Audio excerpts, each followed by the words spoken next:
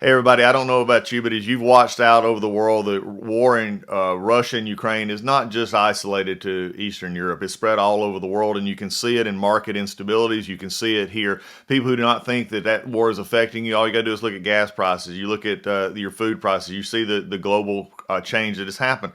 But you know something that's also affected investments as well. And I've said all along, legacy precious metals is your navigator. They're the ones that see you through to get to the next level.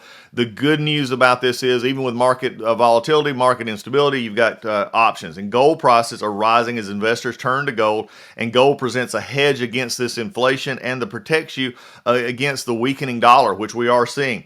Legacy Precious Metals is the only company I trust to deal with gold and silver and the other precious metals. You need this investment. You need this as part of your portfolio to keep you buffered from what we're seeing in the world, war and volatility in the market. This is where you need to be. Call Legacy Precious Metals today. Be proactive about this. Get on board with it. Call them at 866-528-1903, 866-528-1903, or you can download their free investor's guide at legacypminvestments.com. legacypminvestments.com, your navigator in a volatile world of investments. Do you want to listen to a podcast? By who? Georgia GOP Congressman Doug Collins. How is it? The greatest thing I have ever heard in my whole life. I could not believe my ears. In this house, wherever the rules are disregarded, chaos and mob rule. It has been said today, where is bravery? I'll tell you where bravery is found and courage is found. It's found in this minority who has lived through the last year of nothing but rules being broken, people being put down, questions not being answered, and this majority say, be damned with anything else. We're going to impeach and do whatever we want to do. Why? Because we won an election. I guarantee you, one day you'll be back in the minority and it ain't gonna be that fun. Hey everybody, it's Doug Collins. Glad to have you back on the podcast. Today's going to be a great episode. We're just going to, I've been saving up some things. We've been going through some interviews. We've been talking to a lot of folks about, different things that have really been interesting. And as we go, as this week has progressed, selection, we've been in primary after primary after primary. Tuesdays have been dominated for primaries. Our podcast from just the other day with Chip Lake talked about the in-depth of, how campaigns work and what primaries, what people are going through when it comes to candidates and also campaign operatives on the days leading up to a primary. And we've seen a lot of different things happen. As you look across the country, you've seen President Trump's endorsement, as we've talked about, still being very powerful. If you look at Ohio, you look at the Senate race there, taking J.D. Vance and moving him from, really the endorsement itself moved him from fourth place with no hope to first place by 10 points. And also the help of Peter Thiel with, about $15 million didn't hurt in that as we look at it. But again, it does show that the primary, especially in what we'll call a muddled field, can be influenced a great deal by Donald Trump's endorsement in a Republican primary. Then we move to Pennsylvania. Pennsylvania, it was McCormick and Oz going at it. Then Kathy Barnett comes in a late run. It was not, if not for the Trump endorsement of Dr. Oz, he was falling. The McCormick negative ads were working on him, bringing his number down, raising McCormick's up a little bit. And again, the Trump endorsement solidified Oz's position. It raised him up some, but also kept the fall any further from happening. It blunted the McCormick attacks. And then in the end, for those who were McCormick or anybody but Oz fans, Kathy Barnett became the choice. And the race is still, as we speak now, going into a recount with Oz and McCormick. McCormick, again, holding a lead, but holding a lead going on the late night. Then that was flipped later in the evening by Oz, and it's now basically 1,000 difference in those two. And so we will see a recount come there. I've rarely seen a recount over 1,000, 1,500 actually turn a vote. So it looks like Dr. Oz is probably going to be the nominee. I say all that in talking about where we're at, because today is just going to be sort of we're just going to go through some headlines, some things that's been on my mind. Call it this, the cleaning up a little bit, or the gathering some thoughts that I wanted to just bring out. Let's talk about, let's just give you some news. Maybe you've been focused on elections, maybe you've been focused on just getting to work, paying gas prices, everything else is going on. These are some areas that I want to talk about, because many times things get put in headlines and then get forgotten. They get put into headlines of talking about whether it be gas prices, whether it be and we got now baby formula crisis, whether it be the discussions from last year on voting and voter integrity, and it gets lost in the process. So I've got a few stories today that I want to touch on that actually highlight where we are as to where we've come from. So the first one I'm going to start off with is last year in the state of Georgia, after the November 2020 elections and then into the runoff of January 5th, 2021. The attention in the world turned a lot of states when it came to voter integrity. Of course, with all the discussions from what happened in the presidential election, Georgia took on head on. They were the front and center of many of the problems that we saw developing out of a changing in voter laws that were not vetted through legislatures, that were new to the 2020 process. Many were, many of us believe should not have actually been authorized, but they were, and that's how we got the 2020 election. And you've seen this come up consistently as causing problems in those elections. Georgia took that on head on, and they did several things to strengthen the voter integrity, strengthen the election process here.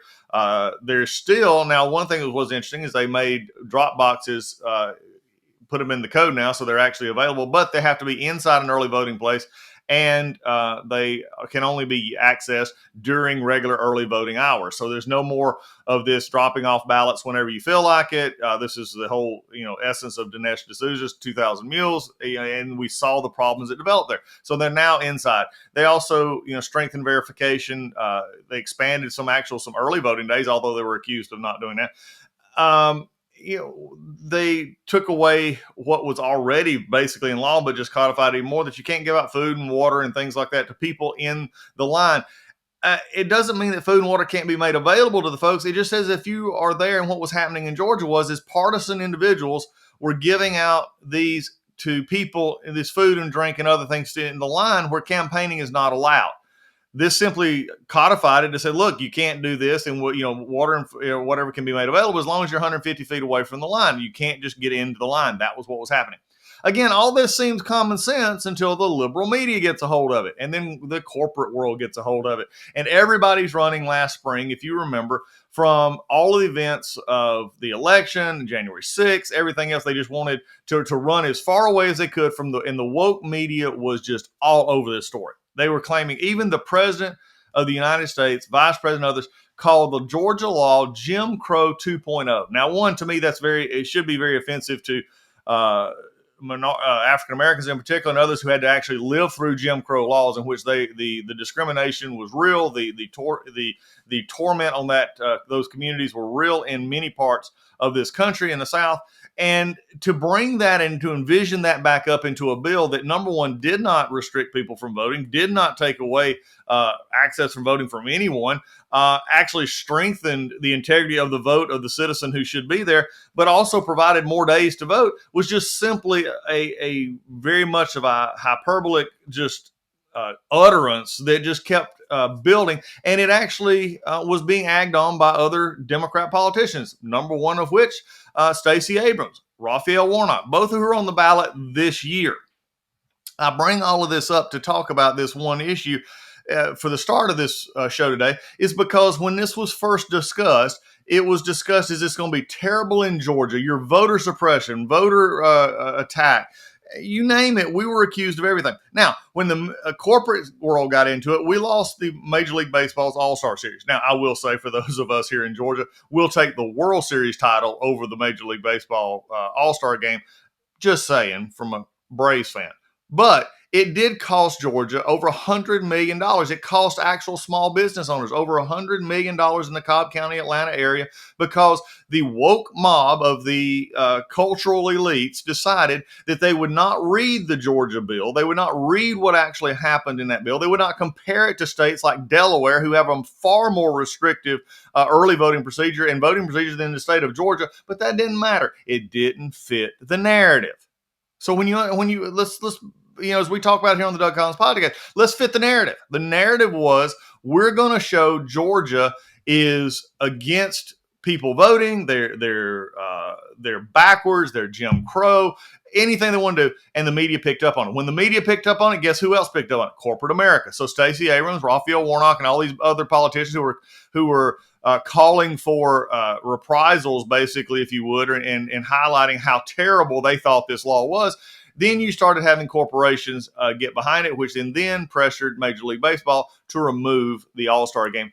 What was amazing to me is they took it from one of the most culturally diverse cities in the country, in which minority businesses and others, which would be very much affected by the All-Star game in restaurants, T-shirt sales, everything around it, took it from that city and moved it to one of the least culturally diverse cities in the country in Denver, Colorado. Again, just didn't make sense. And even when you compared the reasons that they did it for. Now you have Stacey Abrams, you have Raphael Warnock all running, asking for votes, and claiming that they had nothing to do with that loss of money and jobs and everything that went along with it. And then you get the voting season in Georgia. And for the last 4 weeks here in the state of Georgia, we have been going through our election process. And what has been amazing, and I want to just remind you here, remember, this was Joe Biden, this was Kamala Harris, this was the many of the Democratic Party who and others in the mainstream media, corporate world, everybody saying Georgia's laws were terrible. They were going to keep people from voting. Everything would go wrong. In other words, when we got to election season this year, it would all just be catastrophe. Well, something happened on the way to the voting booth, and that is people found out that all of these stories were not true. I bring this up because the mainstream media is just beginning to pick up on the fact that the early voting in the state of Georgia is as high as it's ever been. More than 2020, more than 2018. And we're not talking about small amounts, we're talking double. And so for all of this, just rants and raves and hyperbole of Jim Crow 2.0, and this is going to be terrible, and nobody wants to go vote, and you're suppressing minority votes, and you're keeping minorities out of it. No, none of that happened. But you're not seeing the mainstream media to run to this story. You're not seeing the mainstream media, take the act that the voter integrity base in Georgia was strengthened during this. No, they didn't take that tack. They're not coming back to replace it. Why? Because they don't want that narrative out there. They want the narrative that Republicans in general are against voting. They're against people having a right to vote. And that's just simply not true. Now, again, we can say it till we're blue in the face, but when you have a sitting president who gets up and says that Georgia's law is Jim Crow 2.0, that it's about voter suppression and voter intimidation and everything else that he could read off the cue card, because I don't think he ever, in fact, probably no, he never read the bill. He only sat there and parroted the talking points of the MSNBC left and everybody else who said, oh, this is terrible. Again, going back to this idea that Georgia has been in turmoil because, frankly, of Stacey Abrams and her Fair Fight Georgia and others who have consistently tried to weaken the voter integrity in the state of Georgia. Don't fall for the line that they're just trying to, register people to vote. No, they're not. What they're trying to do is break down our voter integrity laws, which the state of Georgia has not done. And now it's showing up. It's showing up in the fact that we've had more voters go to the poll in this primary than at any other time in any other early voting that we've had in the state of Georgia. And I'm going to attach one more thing before we move on to what I call the news that you won't hear. And that is that well over a decade ago, we implemented voter ID. And there was a big turmoil about, you can't have voter ID. The elderly will be affected. The African-American population will be affected. The Hispanic and the Asian population. No, you can't do this. What about people who don't have IDs? And, at the time I was wondering, how do these people cash checks? How do these people get money? How do they, do other things? Again, somewhere they've got an ID or that they can find a way to prove who they are. That was over a decade and a half ago. Let me just tell you what has happened since then. What has happened since then is this.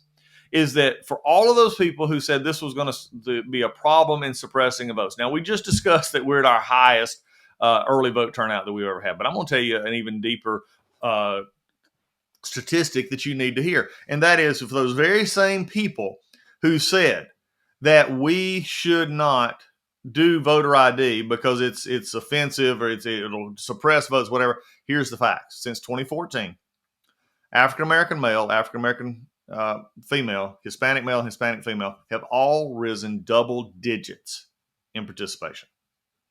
Double digits in participation since the voter ID laws became official in Georgia. Now, I'm not sure, why what the argument from the left, was. I know what it is now, and I even confronted Stacey Abrams about this in a congressional hearing, and she had to acknowledge that this was true. So the problem we have here is you have a media who wants to take a narrative. They have a mindset of Republicans are bad. Republicans don't want people to vote. Republicans don't like people that don't look like them or act like them, which is totally false. I'm sitting here as a conservative Republican who will tell you I want everybody to vote. And it's my job, if I want you to vote like I do, to convince you that there is the reason why. I will say this from my side, the conservative side, there are too many conservatives who just believe that people ought to go vote if we just tell them how bad the other side is. I disagree with that. I think you need to point out how bad it is, but you need to tell them what the alternative is and tell them why conservative values actually matter and why conservative values should earn their vote. Have we lost it in this country that elections are about talking about ideas, debating ideas, and then convincing people to vote for you? Are we lost in that? According to the mainstream media, we as Republicans don't want you to vote anyway, which is a lie. Mainstream media doesn't want to be held accountable, and they don't want to be held accountable to retract what they're saying. I've seen one article in the last few days of mainstream media, if you would, that has acknowledged that the voting turnout in Georgia is very high, although not really wanting to relay it back to the voter integrity issues in the bill that was passed, SB 202, last year in the state of Georgia. So again, these are the kind of things that I save up, I watch them develop, and I bring them to you on this podcast because I want you to see, here was the headline: Georgia passes voter suppression law. Here's the reality: Georgia turnout in early voting is the highest it's ever been. Okay. Again, mainstream media, welcome to call me. Whatever you want to do, go to the DougCollinsPodcast.com, link on it, send me an email, say, hey, we were wrong. They're not going to do that. But if you're out there and you want to comment about this, go to the DougCollinsPodcast.com, go to the email link, and send me your comments. I would love to hear it. Maybe you give me an idea for a future headline that turned out to be a headline that's not. Let's continue, to that conversation, because I think that's important, that we don't leave stories. I've said this before: the American populace attention span is dropped. This has scientifically been proven. There's a scientific study out just the other day that said, based on the testing and others, that about 10, I think it was 10, 15 years ago, the average attention span of a American was 12 seconds, has now dropped to 8 seconds. I mean, again, how much little can we pay attention to things? It's just being proven over and over. But the mainstream media preys on it. They don't want you to remember. They don't want you to think about it. They just want you to see the headlines and then react to it. And that's exactly what has been happening in these headlines. So for all of you who are wondering, about Georgia and wondering about the elections down here and wondering about what's been going on, in these Jim Crow 2.0 laws, well, the truth of the matter is Joe Biden was lying. The Democrats were lying. The mainstream media was lying. In fact, we knew that all along. We talked about it all along. But now it's just, proven out in reality. The interesting thing is that I'm waiting for this to happen. It'll never happen. But I'm waiting for those editorials from the New York Times, the Washington Post, and go on NBC and CBS and ABC and MSNBC and CNN and all these others who disparage the state of Georgia over a voter integrity bill that actually strengthened voter integrity, actually added more days of early voting, actually made it in many ways easier to vote. And then let's see them retract it. I got an idea. It ain't going to happen. All right. Next thing on the agenda: headlines that were, reality that they don't report. This is becoming one that is growing, and I think at a very severe consequences for our country. And this is the absolute demise of Democratic foreign policy. Biden in particular, but it also started back in Obama. I'm going to go back just for a brief minute here to the Obama administration. I want to lay out a few incidences that I believe have started this trend. When you look at it, the trend of getting out without a plan or moving forward with a foreign policy, especially an armed or a militaristic foreign policy, has been something that Democrat administrations have talked about for a long time, but they have been failing miserably in. Let's go back and take a little history. Remember, headlines that were, reality that became. Headlines were, Obama gets us out of Iraq. Well, I mean, I'm not saying we should not have found a way to disengage ourselves from Iraq. That was what the intention was. But the question was, is how do you do it? Well, when Obama pulled out of Iraq, he just went lock, stock, and barrel, pulled it all out. No real plan, no real after effect plan, nothing. And guess what happened? ISIL came up. And then the Levant, the Daesh, it was growing. It grew up almost to encompass all of northern Iraq and then spilled into Syria. Syria already then touched off in the middle of a civil war with the Assad and the those who were against Assad. You had this muddled picture in which ISIL was now there fighting not only us but Assad. I mean, it was just back and forth. And the first part, I think, is the one that's the least reported, is frankly how bad the withdrawal was out of Iraq by President Obama. Now, the mainstream media is not going to go back and talk about this, but let's just put it in perspective. You got to understand, when we get to the ones of Ukraine and Afghanistan, you've got to understand this history coming forward. The next big interesting red line, which I believe diminished us in world standing, which I think laid the groundwork for future more aggressive operations by, let's say, Russia and others, is the famous Obama red line. Now, remember, the Obama red line was in Syria that if Assad used chemical weapons against his own people, that was a red line and there would be consequences. Well, in 12, they used chemical weapons. In 13, they used chemical weapons. By the fall of 2013, the red line that was presented by President Obama was nothing more than a mirage. President Obama turned from saying, oh, the red line, then now I want congressional approval. And why did that happen? Why did it happen? Because the Obama administration began to do foreign policy by consensus. They began to do foreign policy by polling data. They began to do foreign policy because we don't know what we're getting into. So instead of enforcing in a calculated strike, however they wanted to clarify it, a pushback on Assad for using chemical weapons on his own people, they then chose to begin to try to negotiate with Congress, except for one thing. Congress wasn't having it. I was in Congress at the time. I went to the White House at the time. The Democrats were not happy about it. They were still unhappy about the wars, the Afghanistan war we were still in, the Iraq war that he had just pulled us out of.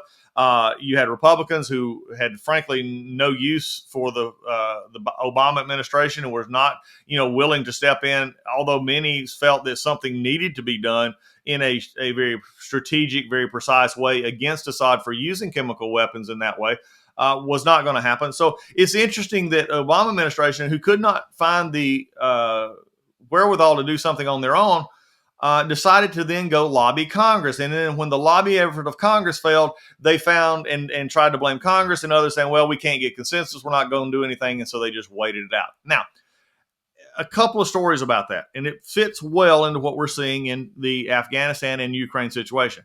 You had the blusterous talk of the Obama administration saying, we're the world's defenders, you're not going to do this, as humanitarian, you cross this red line, problems. There were others of us, even Republicans like myself, who believed that President Obama had every right under his authorities to make a concerted small strike or a relatively precise strike into Syria during that time. And we said that. What we did not agree with is how we would infiltrate more troops, more activity than we currently had there, and raise the level of escalation without Congress actually saying, hey, this is okay. This is we're giving the blessing as the Congress is supposed to do. Now, we tactically did that with funding, but again, never had the debate on the floor of the House or the Senate. When that failed, President Obama would try to bring people of the different parties to Capitol Hill, from Capitol Hill to the White House to talk about it. I remember being called, and I was a freshman during this time. We got called to the White House, a group of about 15 of us, and we thought, okay, this is going to be the president's hard sell on wanting to help him with Ukraine. We get in there and we hear briefings from senior officials, including the chief of staff, Dennis McDonough. We heard, their reasoning saying, oh, we need your help. This has got to be done. We made this red line, and, we're asking for your support if we brought this, if this was brought forward on the floor. Will you help us? Now, just a little bit of maybe geography for you. We were meeting in the Roosevelt Room. The Roosevelt Room just sits just a little bit off of the Oval Office area. In fact, it's probably all of about 15, 20 steps at most from the Oval Office and the Resolute desk to the Roosevelt Room. Now, when we get there, if you were to read and go back, and you can look this up, you go back to the time frame in which Obama was making this pitch. It was all over the papers. This was what they wanted. They needed congressional approval. You would think it would be important enough for President Obama to have walked those several steps into that Roosevelt Room and said, hey, I'm busy right now, but I knew y'all were here, wanted to see if you could get us help. Here's why I think this is important. He didn't have to stay. He didn't have to stay for 5 minutes. Didn't have to stay for 10 minutes. He could have just said, hey, here's what I'm doing. Please listen to my chief. We need your help. And this is important to me. This is important for national security. Whatever you wanted to say. And you know what happened? Crickets. Nothing. This event was just brought back to me as I was doing some other issues with in my Air Force time. But this event was brought back to me, and it just reminded me that when you, as a politician, make a red line, and in the instance the way Obama did, that you're going to have to follow through on it, at least in some way. Otherwise, there is going to be a loss of standing, not only within your own constituency here in the United States, your constituency on Capitol Hill, but also the world standing. I lay this out there to simply say there began to be, from that moment on, a move in which the consensus was going to be the discussion, and the end inaction was going to take place. I believe after that, Russia, who was, and again, there's a lot of reasons here. Well, this is not an episode of the Syria, although I could probably do one at some point, and I may do. The Russians were involved. You didn't know really, who would help if, hitting Assad. Would it help ISIL? Would it help Russia? There was just a lot of confusion about what was going on the ground. Also, the fact that our rules of engagement for our own troops was one of the problems that existed there, which actually was fixed when Donald Trump became president. And when you started actually taking out these terror cells, ISIL began to diminish and go away. All of that taken into account, I simply say that the non-action by the Obama administration, I think, led to what you're seeing now. Why? Because Joe Biden was a part of that administration. So let's fast forward into last year. Joe Biden coming into office, a lot of frustration with the election, a lot of frustration with what was going on. And the Democrats, with fresh majorities in the Senate, the presidency, and a continued majority in the House, were anxious to do something. They wanted to make a statement, and Joe Biden determined that Afghanistan was going to be a statement. Obama got out of Iraq. Well, he was going to get out of Afghanistan and blame Donald Trump, who said he wanted to get out of Afghanistan, to say, nope, I was the one that actually did it. And then he made the very political move of saying we will be out by September 11th of last year, 2021, which, by the way, corresponded to the 20th anniversary of September 11th, 2001, and the attack on our soil. No one saw a plan. No one really saw what was going on. In fact, there was a lot of concern. The Taliban was making inroads back into Afghanistan.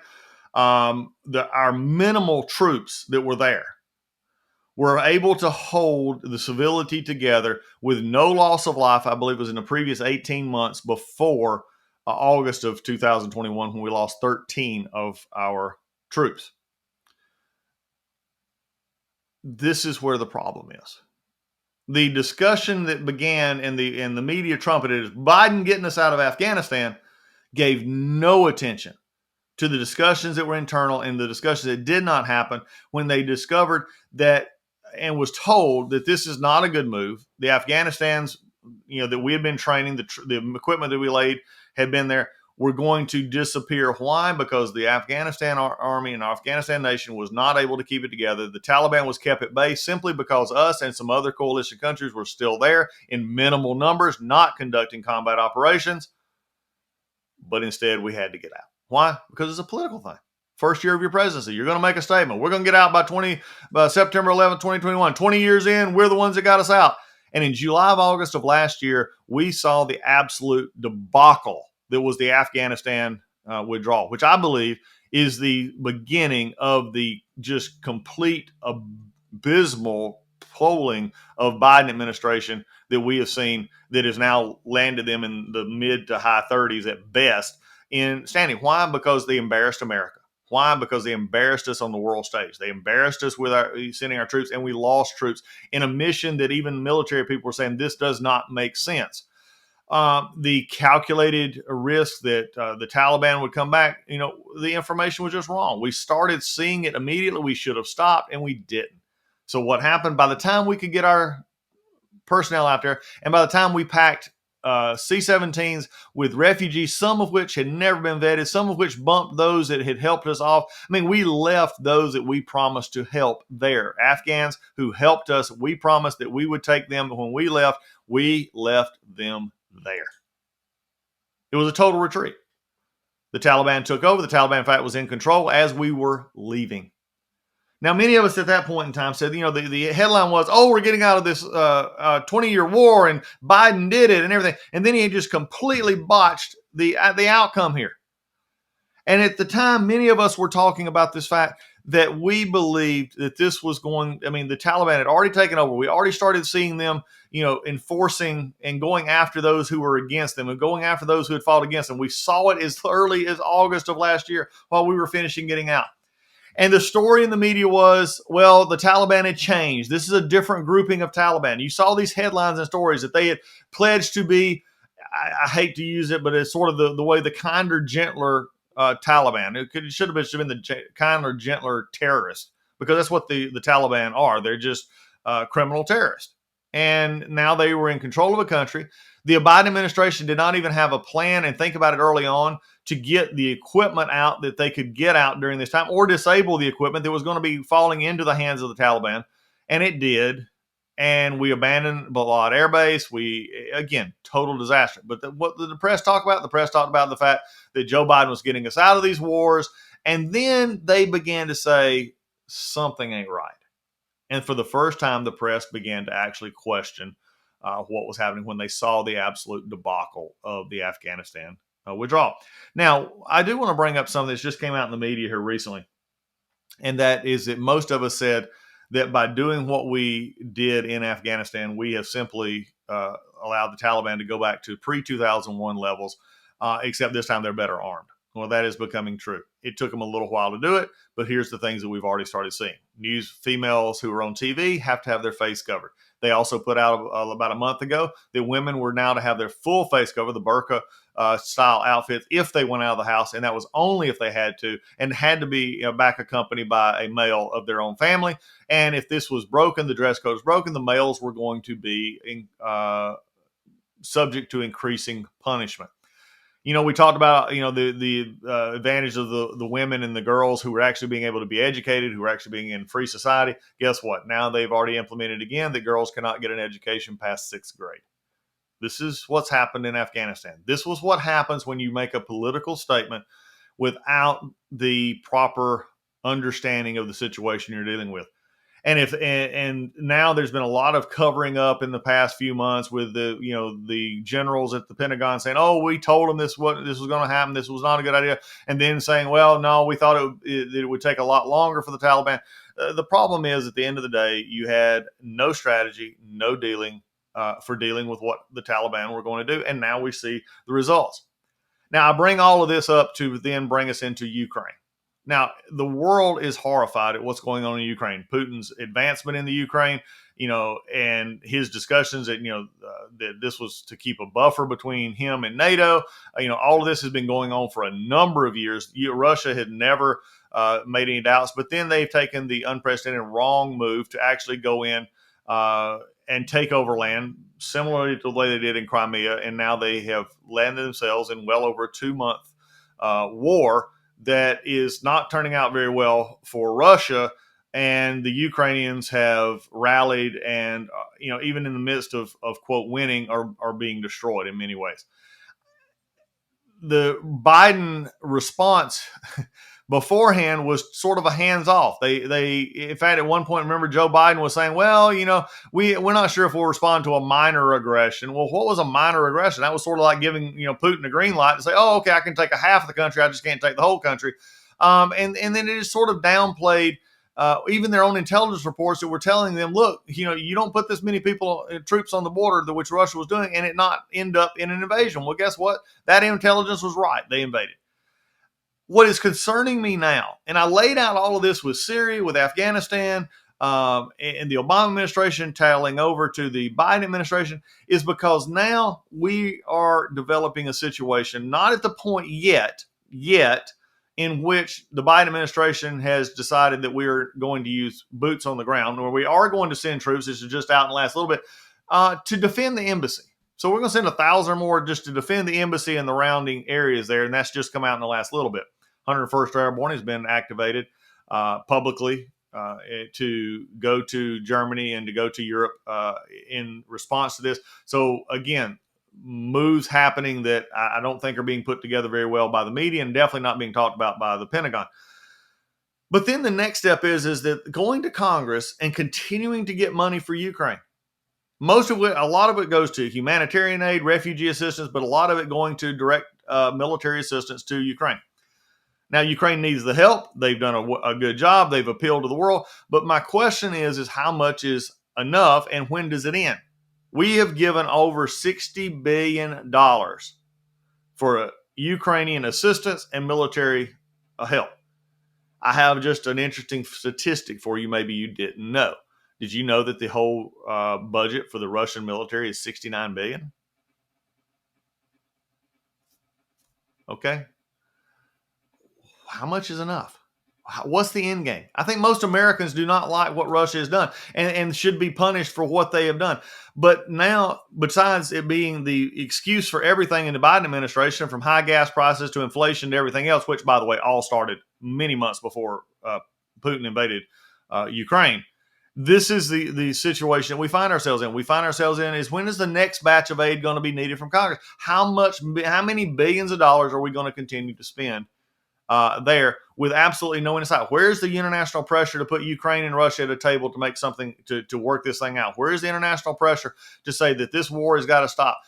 Besides these engagements, there can be more done, and we're just not seeing it. Again, another tracing the roots of the example into the question of when do we get out? I don't think there's an end result here.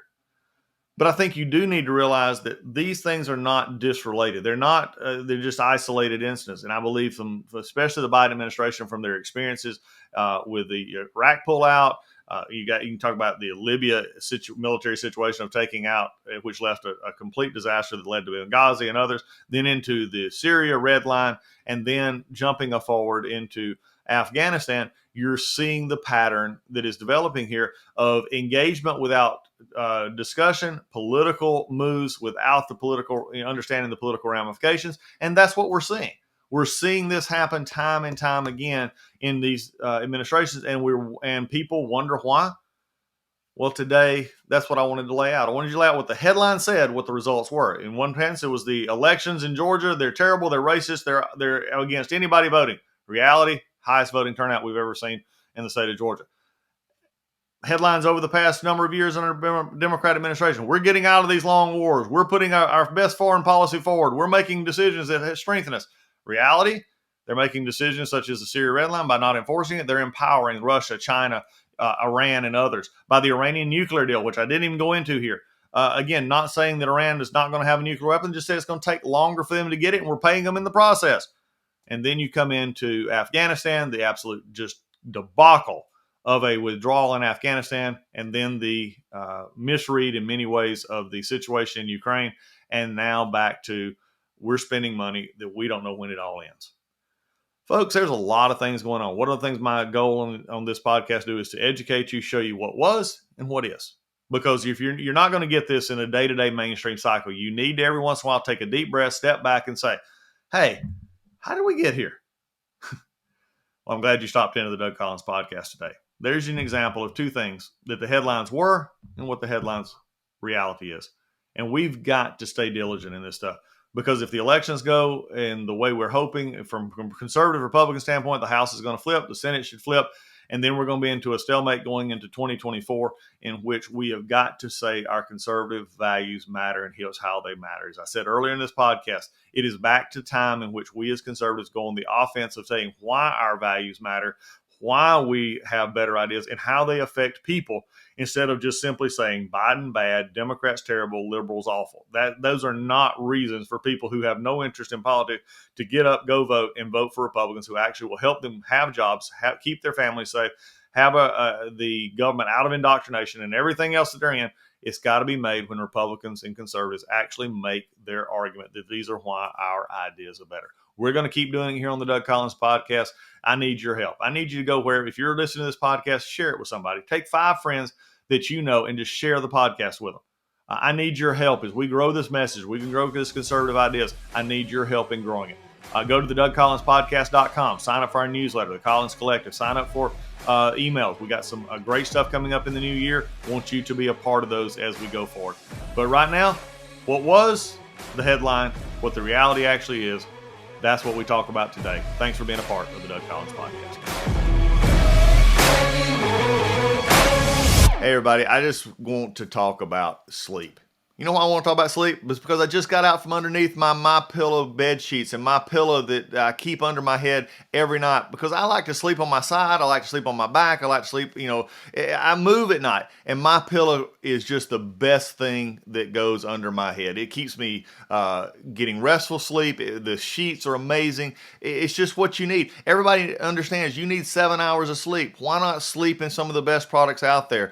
And Mike and the folks at MyPillow are great folks to do this with. And you can go to mypillow.com, or you can call them at 800-564-8475. Use code word Collins, Collins. You won't want to miss this. If you have not got these Giza bed sheets, you need them. They're amazing. They're soft. They don't wear out. You need those to get that sleep against your body at night and provide that cooling, just soothing nature that lets you get the most sleep.